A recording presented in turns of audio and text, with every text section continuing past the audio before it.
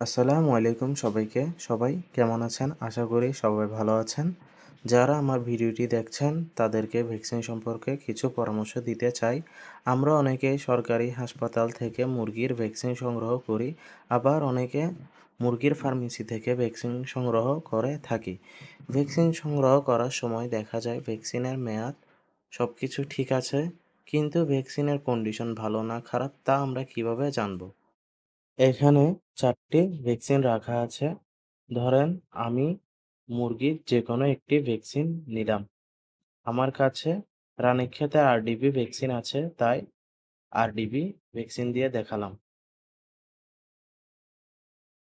আমার হাতের ভ্যাকসিনটির কন্ডিশন ভালো না খারাপ কিভাবে বুঝবো?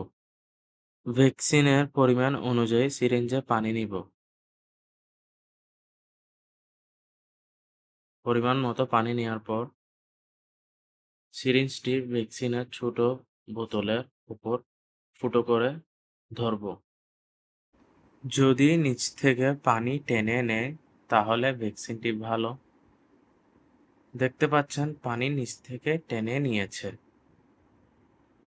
তাহলে বোঝা যাবে ভ্যাকসিনটির কন্ডিশন ভালো।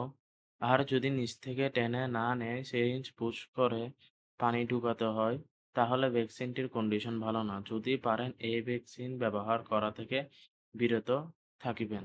আর আমার ভিডিওটি ভালো লাগলে লাইক, সাবস্ক্রাইব করবেন। ধন্যবাদ। আসসালামু আলাইকুম।